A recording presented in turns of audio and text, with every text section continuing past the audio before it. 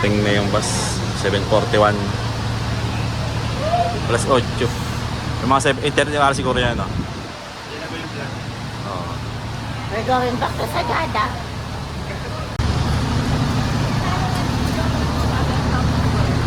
Makalat mo lang ito, tandaan natin. Ay.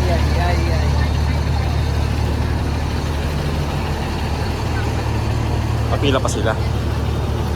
Tulad mo, nakarga na namin yung gamit. Ito yung ano. Akin na yan. Kaya nga. Sakto lang yan. Check nyo na yung ticket dito. Ticket na Online booking. online booking natin.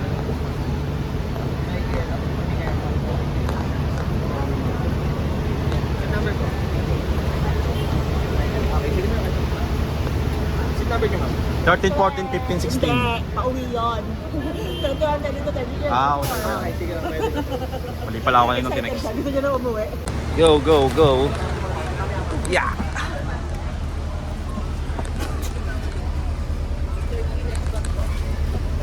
Ito yung mga first timer natin eh. First time. First timer. First timer. Saan? Sa mahabang biyahe? Ano Sa lahat. Ang longest nyo ay? Ito. Hindi, I mean prior to this. Pangasinan. 6 hours? 7 hours? 5? 5 to 6 siguro. Ay, sorry. Sige. Doon na kayo. Doon na sila. Tayo? Mauna ka. Mauna ka muna. Dito kayo. Sa ano, sa hilera. Dapat niya? Hilera lang. Dala. Alis na.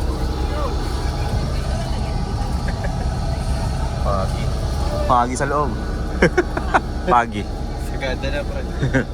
Socho. Diba sila pala? 11. Logo po rin.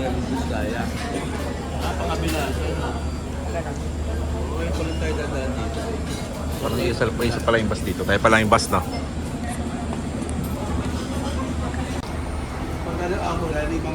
Ito yung kainan. Tapos ito yung kanilang comfort rooms for male and female.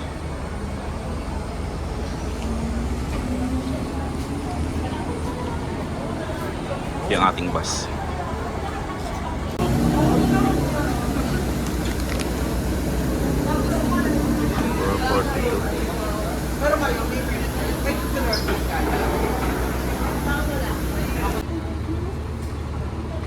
$8:06, 12 hours time mo biyahe. Late na yung ating dating. Video okay.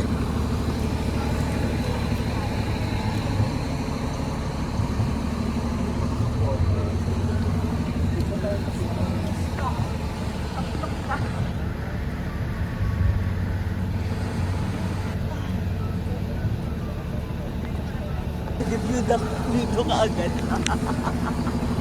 Ayun.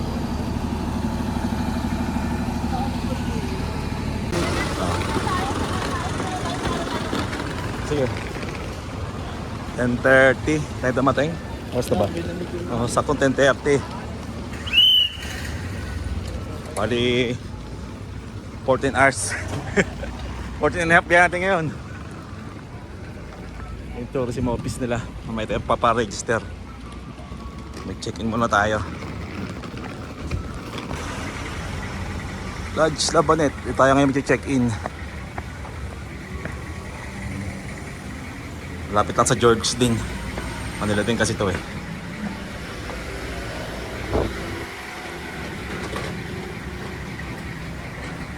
Ito yung kanilang lobby. Magano ka? Wala bang bell? Tao po. Tara.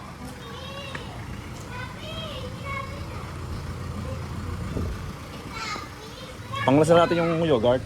Panglas na lang natin yun. Sumadaan dito.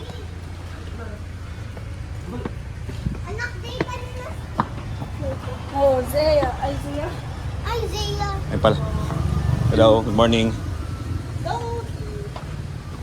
Tapos na namin kumain.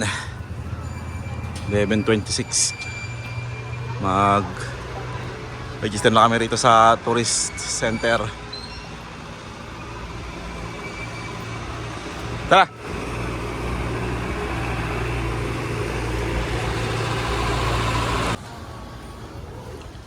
Step 1 and step 2. Step 3 doon, tapos step 4 dito.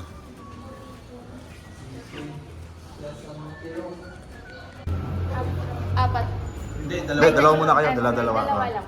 Para ma-experience lang nila. First time ko yan. Kami pangatlo na namin to. Nakagaling nga lang namin yung ginawa nito. May regalo pa nga kayo kay Aris. Payment na tayo. Ay, nandun pa yung papel. Tapos pinusulat Kasi nga magkasama kasi. Payment na tayo. Bus mo na ako bago tayo magsimula. Kasi magbubus. Ikaw din. Sa orientation. Orientation natin. Patayin yung nila ngayon. After po ito, okay na. Good morning. Base din dito sa Brusio.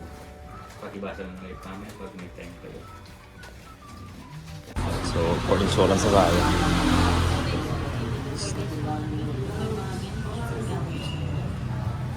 Gaganyan talaga. Ako. Game na, fill up na kayo. So, ito na tayo sa may Labanet Lodge.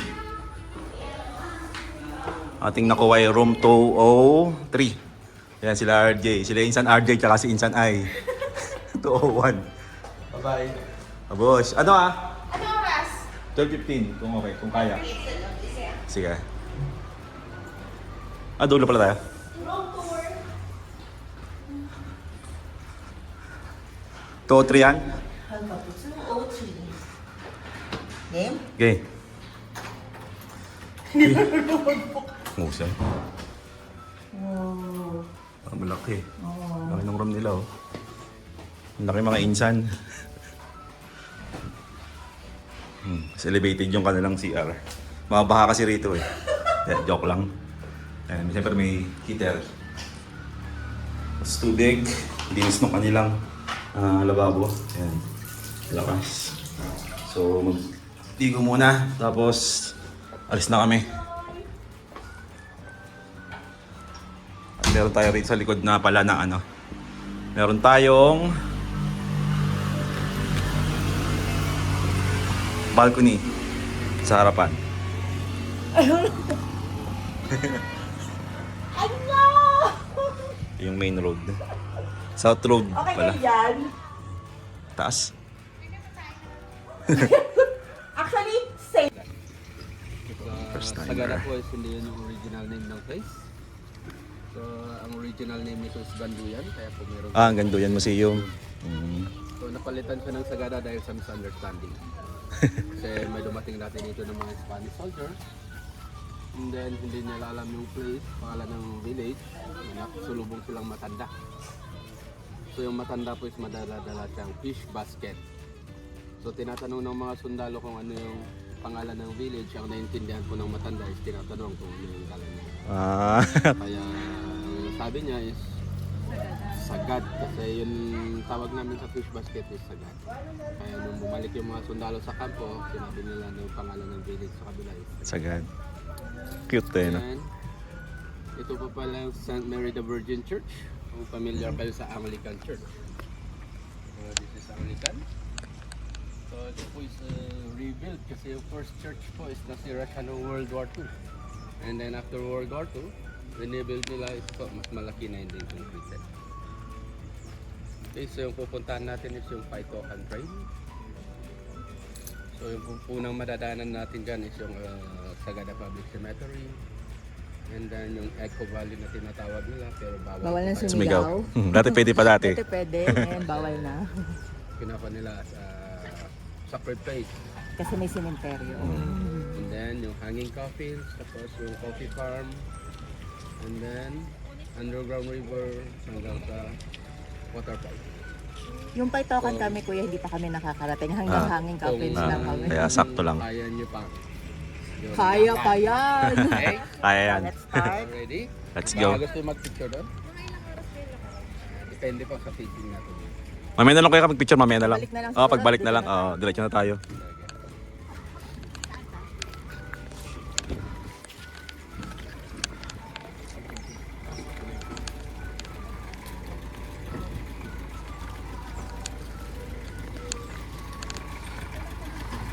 Yung sa likod ni Kuya, para marinig niyo yung ano ni Kuya. Ba't kayo sa likod kayo, para marinig niyo yung ano niyo.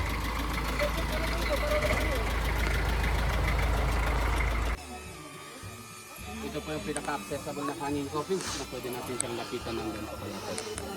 Dahil kung mapansin nyo, may dalawang klase ng coffin na nandyan. May maiksi, may mahaba. So yung maiksi po na yun, hindi ibig sabihin na maiksi yung coffin is baby or bata ang nakalagay. Adult din po siya, pero yan kasi yung old tradition. Naka-fetus pa si... fetal? Then, Fetal. Itong mahahaba kasi na to, yan na po is influenced by the Americans.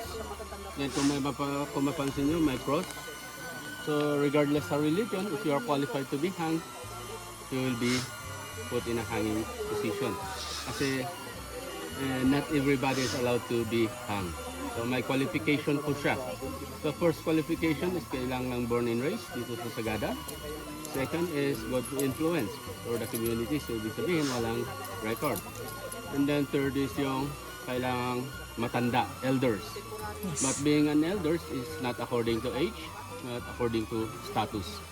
Status na kahit 45 years old ka, for example, kahit 45 years old ka, but you have a son or daughter that get married or may mga apo ka na, you are considered as elder. Pero kahit yung edad mo is more than 100 but you're still single or wala pang mga anak na napakasal, Hindi ka you're elder. considered as young, bata pa. Oh my God, elder na ako. Forever Young. forever single means forever young. Ganun. So, and then, kung mapansin nyo, may upuan din doon na nakasabit. So, yung upuan po na yun, yun yung tinatawag nilang death chair. So, doon po pinaupo yung patay sa last day ng lamay. Kasi dito sa Sagada, pagka may namatay, pag nilalamayan siya, pag nakahiga sa kama or sa sahig, hindi pa po namin tinatawag na patay. We considered him or she as a sick person. Parang nagpapahinga lang, may sakit, natutulog lang. And then sa last day ng lamay, within 24 hours, paupuin namin siya sa upuan. So ganito po yung itsura niya pagka pinaupo sa upuan.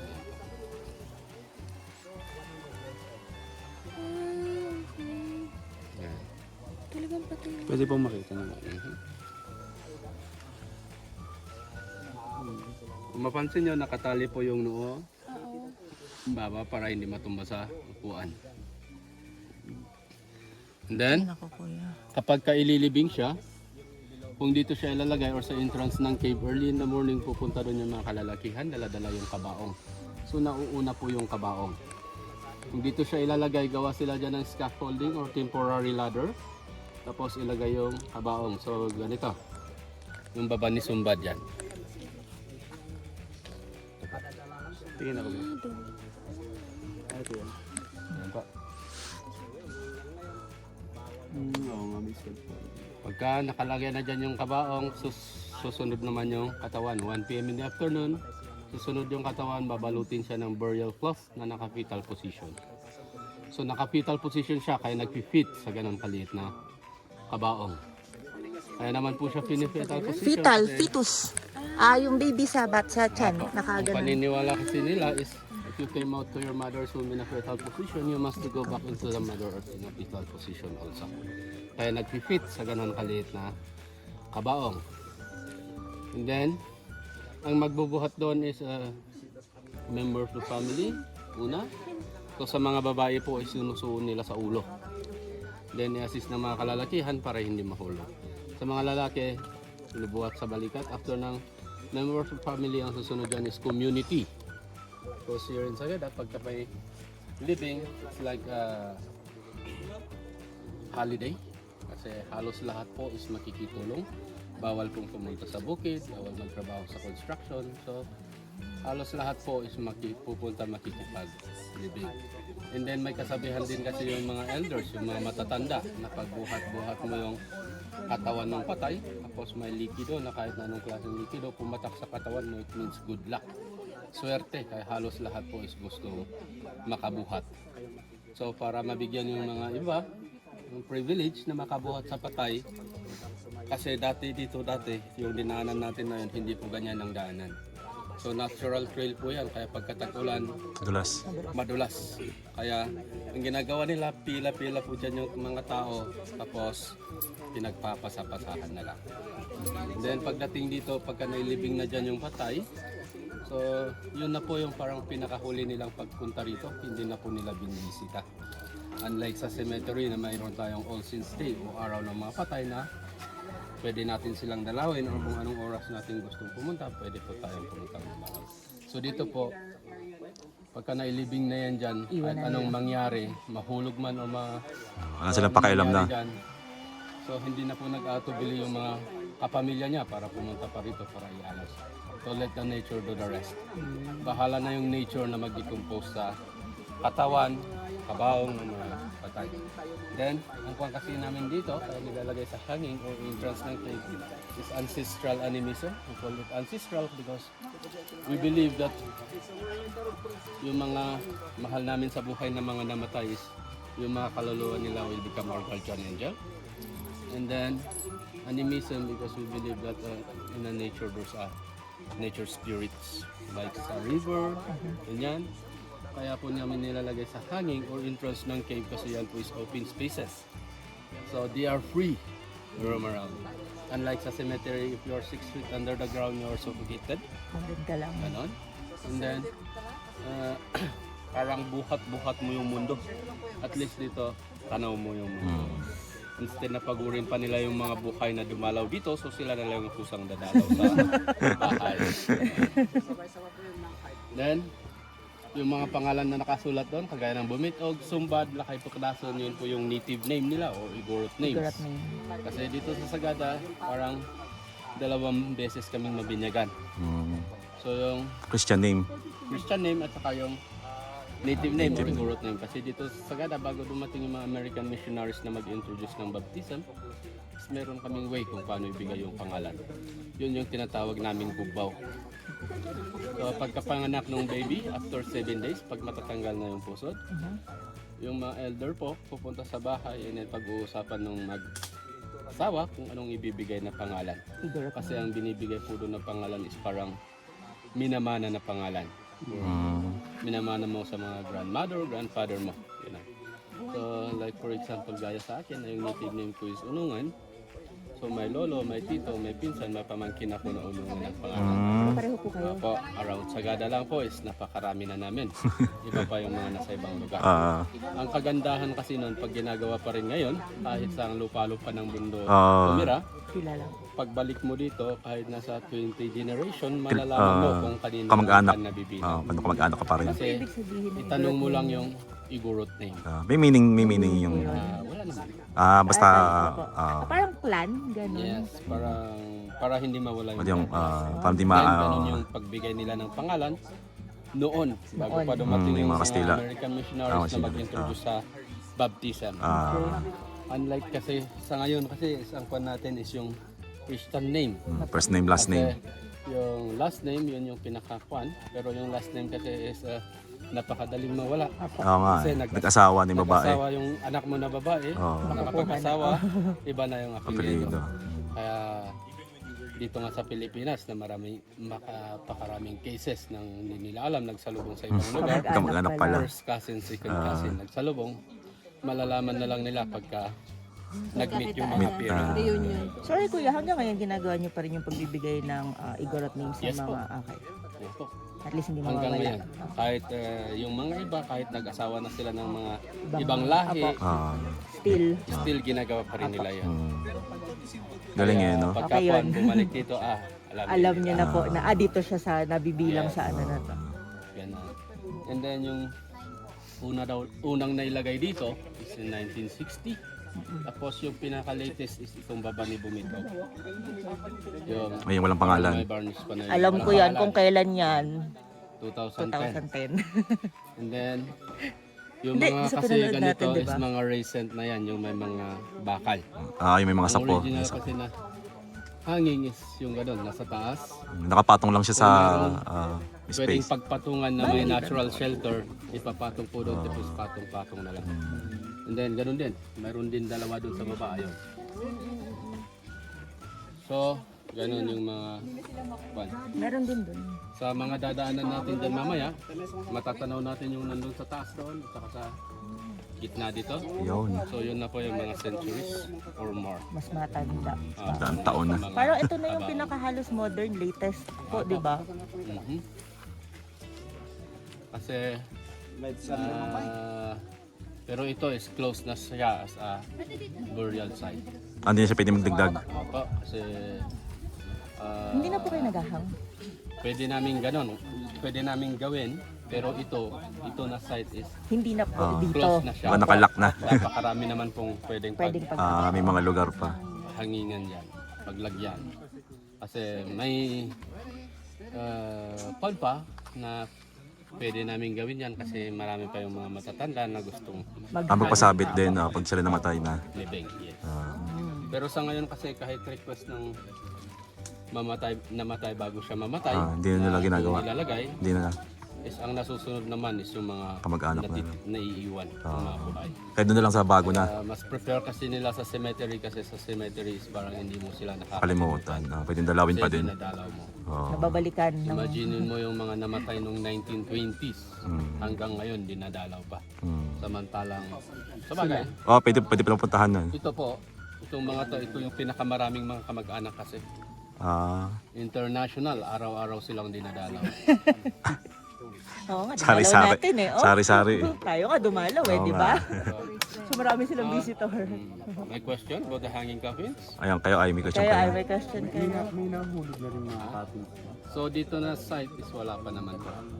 Pero doon sa Lumbiang Burial Cave, yung entrance ng cave connection, Marami. pagkapapasok ka po doon, pasok ka sa loob, doon mo makikita yung mga nahulog.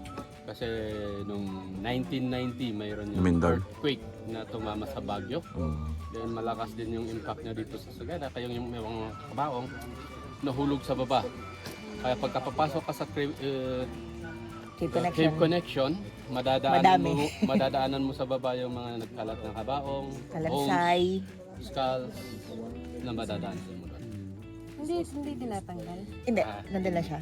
Tapos yung entrance, meron siya sa gilid na nandun yung salansan ng mga buto and coffins.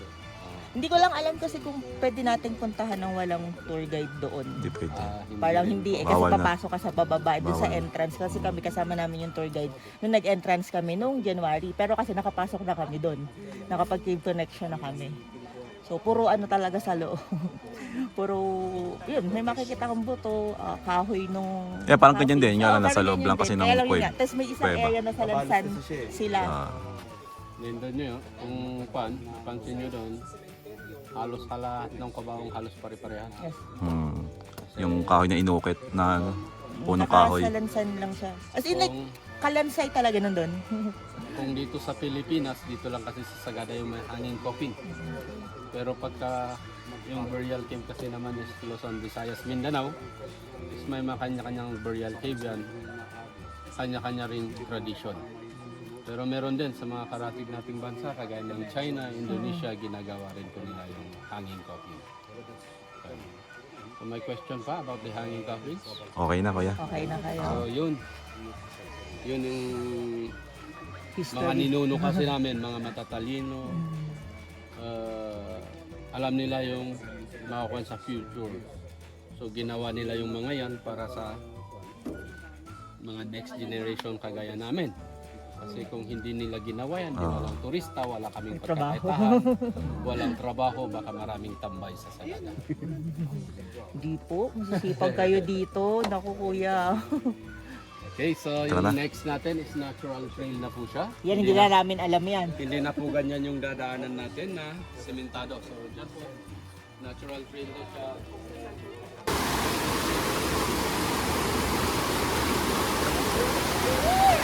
Ha?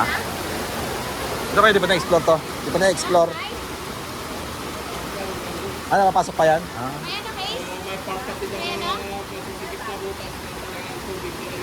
Kaya di makadaan yung tao. Pero ang labas ng tubig na to, kumaba ng dito sa may Gaya Cafe. Sige, yeah. Gaya Cafe, kumaba niya. May doon ng labas. Layo ano? Layo.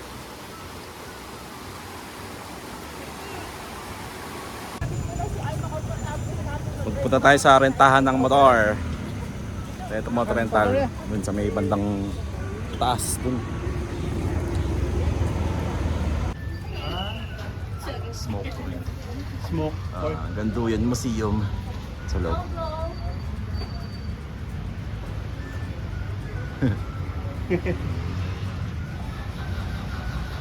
Sagada Town Hall.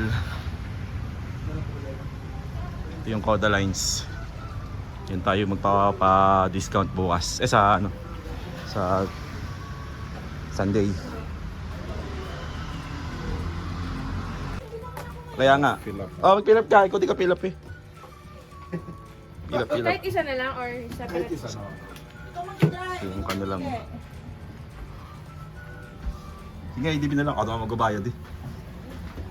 Yung ating rentahan, ADB. Experience to niya ADB. So ito yung NMAX. Ito yung dala namin last time eh.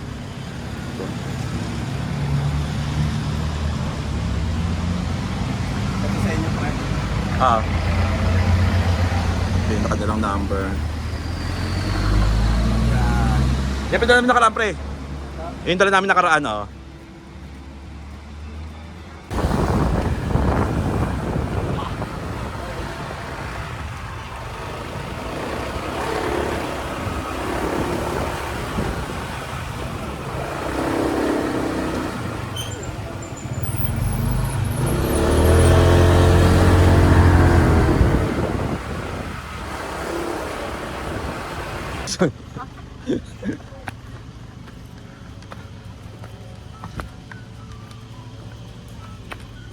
Ay, tinda pala ng pagkain dito.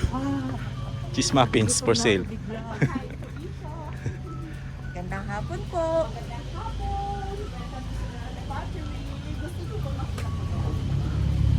Sagada orange. Ito na pinunta ko dyan eh, pusa lang. Be. Orange.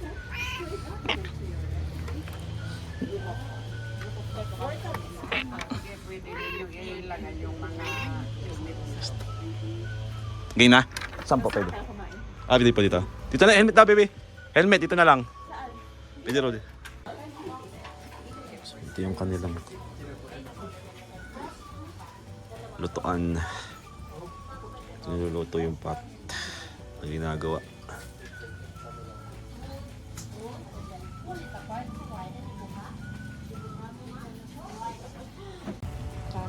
Ito ba yun? Big hugs lang tayo.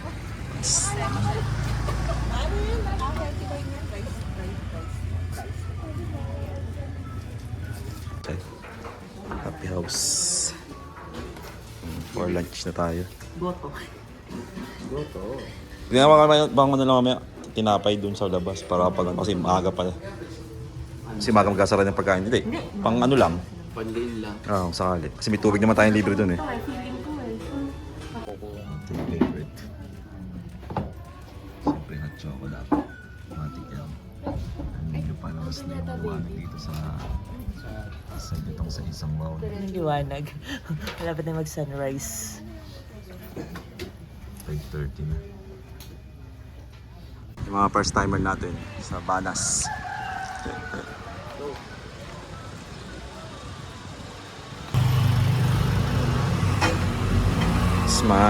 It's our second time. Mga insan. Ayun ka ng mga dami oh.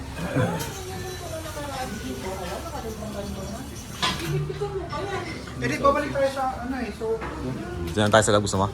Yan. Dito? Nasa loob eh. Yan sa loob ah. Pasok dyan. Let's see. Meron pa rin hala? Meron.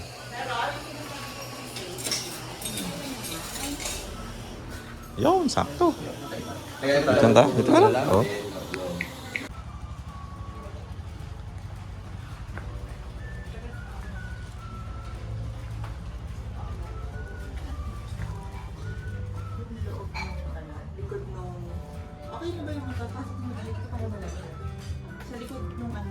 Wala na eh. Ha? Wala nang space. Pa, Sa likod nung sasakyan na isa. Nung nakaparang. anong puti? Oo, para malamig din. Sige. Tara, Jemmy. 3:24. Tara tayo sa sementeryo. Natin kung tapos na yung misa ng ano, para sa panag-apoy ritual. Nakakatapos lang din ng ulan. Kaya sakto lang din.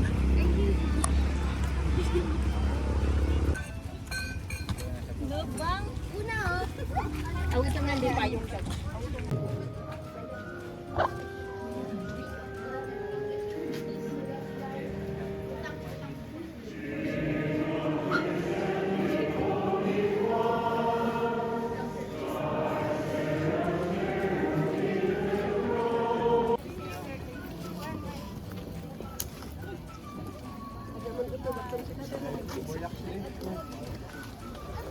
Sisimula na lahat ng ano, yung apoy nila.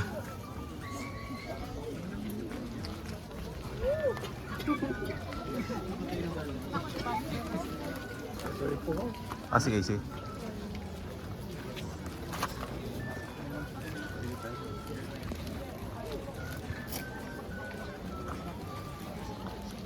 Kiss break.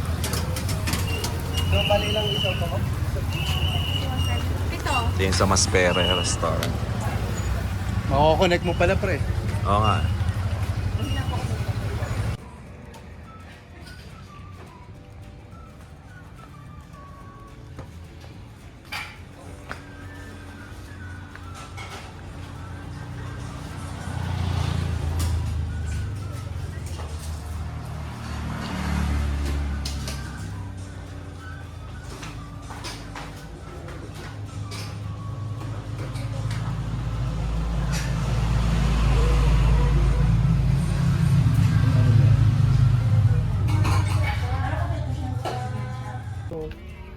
I-try ko. Tapos ikot-ikot tayo. Hindi pala ditong rent. Katabi lang ng ano, ng Sagada Brew.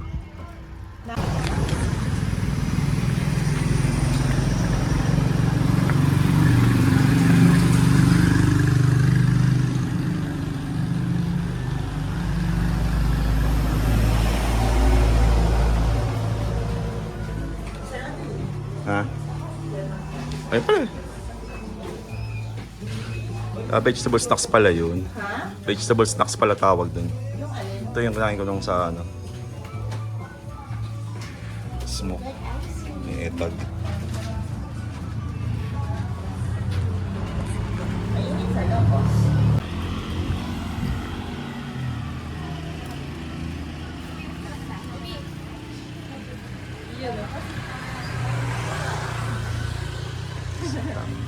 Kaya ano ba ko? Yogurt House. Oo, may. So ito al fresco. Hindi kaya? 1:49. Ito na yung bus natin pa balik ng Cubao, 2 PM schedule. Bali yung 1:30 nakaalis na, kakaalis lang nila. Medyo na late na yung alis nila kasi may mga inantay pang pasahero. So ito na yung 2 PM. Approximately mga 2 AM dating natin ng ano ng Cubao or 1 PM. 1 AM to 2 AM estimated dating natin. And so, babay Sagada ulit. Balik na ulit kami dito pagka siguro nakamotor na. Bye-bye. Thank you for watching. Sagi.